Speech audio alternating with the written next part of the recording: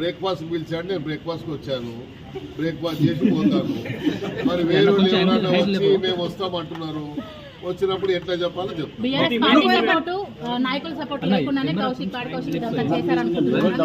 నేను చెప్తున్నా కదా, వాళ్ళు ఏం చేస్తున్నారంటే ఒక మనీ ఇది పెట్టి ఆయన రెచ్చగొడుతుంటే రెచ్చిపోతున్నాడు. మాకు తెలుసు కౌశిక్ రెడ్డి కెపాసిటీ ఎంత ఉందో, ఎవరికి ఎంత కెపాసిటీ ఉందో మాకు తెలుసు. మేము అన్ని చేసే ఈడి దాకా వచ్చినాం. మళ్ళీ నేర్పియొద్దు మాకు, నేర్పియొద్దని దయచేసి సహచర ఎమ్మెల్యేగా ఉన్నారు కౌశిక్ రెడ్డి, అప్పట్లో సహచర ఎమ్మెల్యేగా ఉన్నారు. పార్టీ ఆఫీస్ లో చేస్తారా, సమావేశం ఈడ చేస్తారా? మేడ్చల్ జిల్లా అవగాహన ఉండి మాట్లాడతారా, అవగాహన లేకుండా జిల్లా పార్టీ ఆఫీస్ లో అవి చేయండి, లేకుంటే ఏడు ఆఫీస్ లో చేయండి.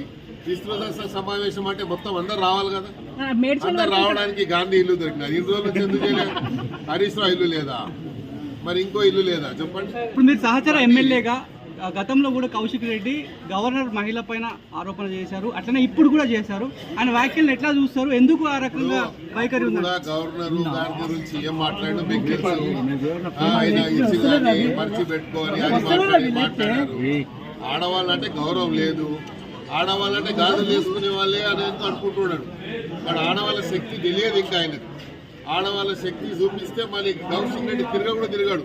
మా దగ్గర ఎట్లా ఉంటే ఆడవాళ్ళు ఉన్నారంటే ఒక్కసారి వదిలితే చాలు, ఇక ఏముండయి పై మీద. అసలైన తొలి వెలుగు.